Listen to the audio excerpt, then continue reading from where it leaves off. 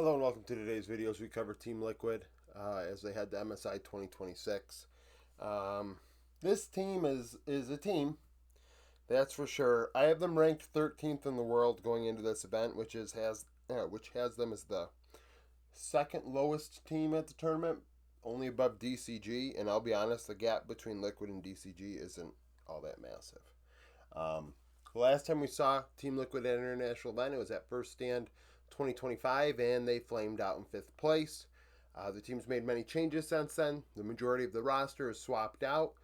So that's the thing. Now, the roster is old. It is 25.8 years old, one of the oldest teams in Tier 1. That's not to say, Core is what he is. Great player, has had a great career. I believe this is his last ride, if I'm not mistaken. Not 100% sure, but I want to say it is. So it's good they went to an international event if that's the case. Yeah, so let's start talking about the stats here. Morgan, 24 years old, solid top laner in the LCK and LPL. More of a weak side top. He's not carry oriented in my opinion, and the numbers reflect that. Team Liquid in general, last year were very aggressive statistically, and this year the opposite.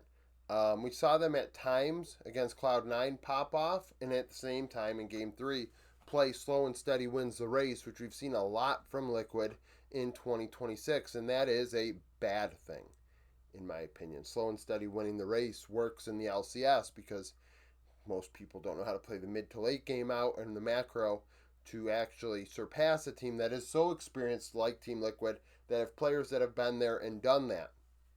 But when you go to the international stage, you are against teams that have been there and done that. So if they do not play aggressive, they will flame out. And it's going to be tough enough again in a group with T1 and KC, but trying to keep yourself from being embarrassed.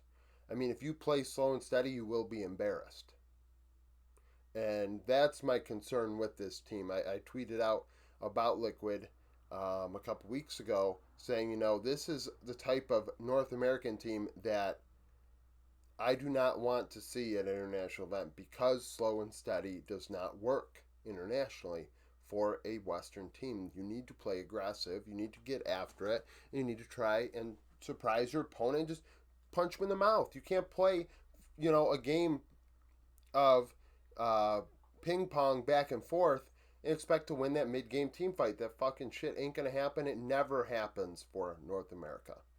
So that's a problem. Now, Morgan had a 2.8 KDA, 51 KP, 85 CS per minute. You see the kill participations here. Morgan is more so on an island. Yan also. This team fights around mid. It makes sense. Quid is the best player on the team. 8.5 CS per minute, 148 ROI, 0.7 share differential. Not a damage threat. Not a damage threat relative to his teammates, especially Quid. And with that in mind at this event, we'll see how he does, because I do think you do need to put him on a weak side top laner, even in the group that they're in. Even Florin of DCG is no bum. Vision efficiency is good, +3, is ahead 200 gold, 130 XP at 15 minutes in the LCS. It's not a surprise, it's the LCS. Solo kills 1 every 3 to 4 games, 1 new champion every 4 to 5. Rumble, Scion, Renekton are 41% of his games played, but only has a 59% win rate, which is slightly below the average win rate for the team over the entirety of the season. So, really, you put him on those 3 champions, the team's worse off than otherwise. Internationally, he's 10-7. He played with HLE in 2021. That team, Morgan, Willer, and Arthur in the jungle. Chovy, Deft, Vista.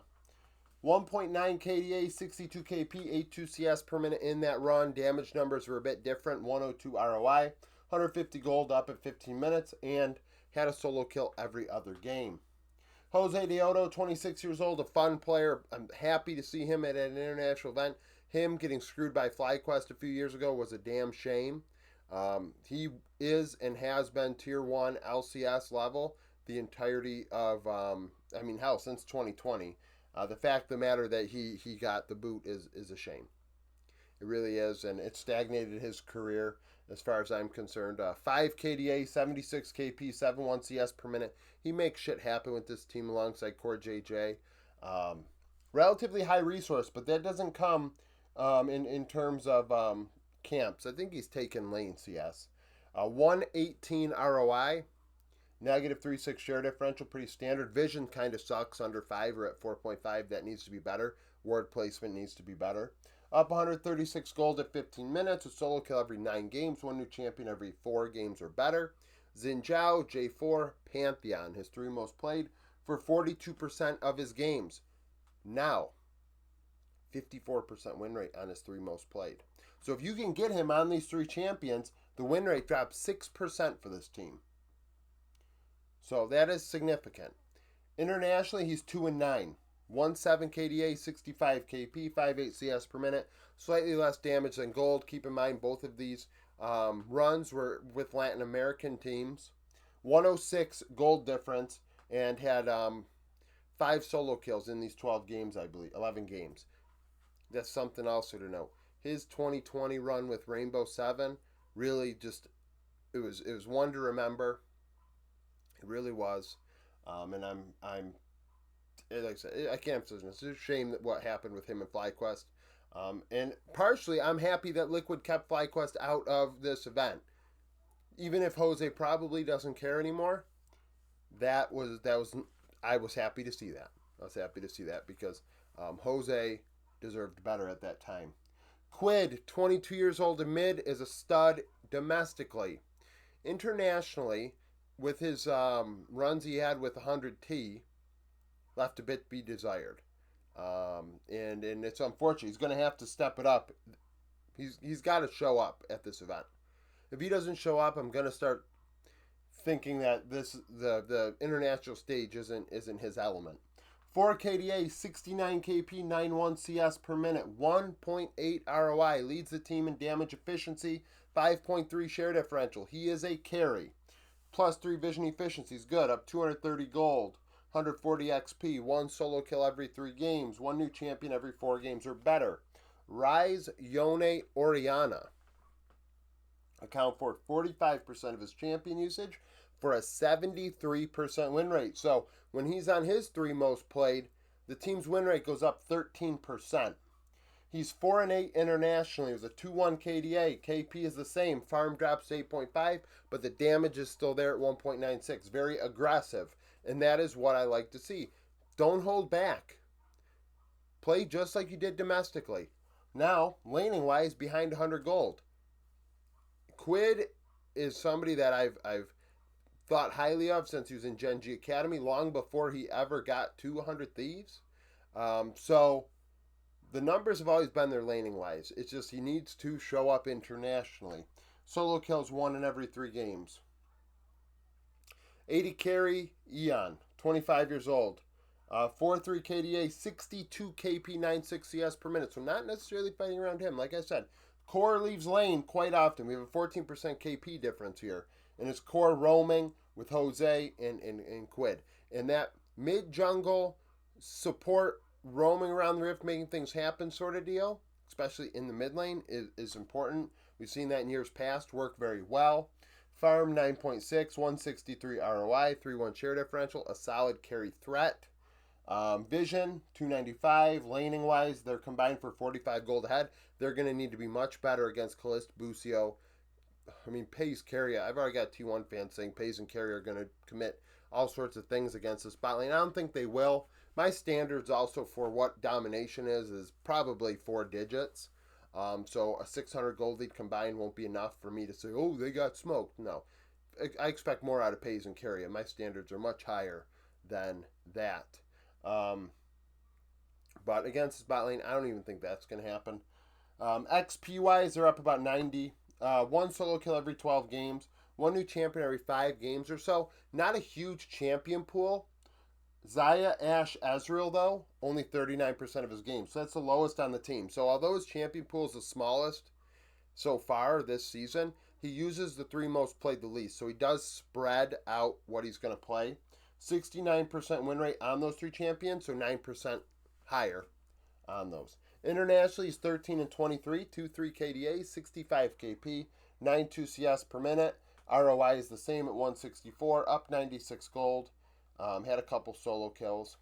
Core JJ, world champion, 32 years old. He'll be turning 32 at this event, or before it. 4.8 KDA, 76 KP, 84 ROI. Standard numbers here, except the KP is pretty high. Over 3 out of every 4 kills he is present for. 237 vision efficiency is insanely good. That's experience. That is scouting. That's preparation. That's knowing what your enemy's going to do before they do it, setting up a solid ward, and using it wise. I mean, what am I even saying? Using a ward the way it's supposed to fucking be used for. Knowing where to place it. Setting up objectives. Invading the jungle. It is huge to know where your opponent is. So, Core is doing a fabulous job at that. One new champion every 4 games. Rakan Nico Seraphine, 45% of his usage for an 80% win rate. So think about that. Rakan Nico Seraphine. He plays on 45% of the games. He has an 80% win rate on his 3 most played. That is 20% higher than the average win rate of this team. So you take these 3 champions away, theoretically, let's ignore bans for a second. You take these 3 champions, which is kind of silly, but bear with me. Take those 3 champions away, there's a good chance you are going to drop this win rate for this team. Just saying. Core is 62 and 55 internationally. Like I said, a world champion. 2 KDA, 72 KP. ROI is 66. Meta's changed over the years. Vision, very solid, nearly 2. In an era where 2 was the standard, 1.94 is solid. 133 gold difference ahead. The team on average is actually ahead. 429, 566, about 600 gold at 15 minutes. But that's playing slow and steady, and that's not going to fucking work in this event. Spawn is the coach. Win rate for the team is 60.3%. That's 11th in the world. KD 1.23 is 10th. Gold spent differential percentage 2.3. That's 13th in the world. Drake taken percentage 53%, 13th. Baron taken percentage 59. That's 8th. Lane CS differential 0.3. That is 9th in the world. And their weakest category actually is jungle CS, 0.4, 25th in the world, which tells me Jose takes from lane, because 25th in the world in terms of CS differential, unless they're really letting the enemy jungler farm up as well consistently, which is something, because Jose's averaging a 7.1. Spawn internationally, 0-2 in best of 1s, 3-4 in best of 3s, 1-2 in best of 5. So, Liquid at this event, I mean, they start with DCG. So if they start slow, they're fucked. So that's a thing. Thank you for watching. If you liked the video, like it. Subscribe to the channel for daily League of Legends content. Follow me on Twitter. Join the Discord. Become a YouTube supporter. And hope to see you again tomorrow.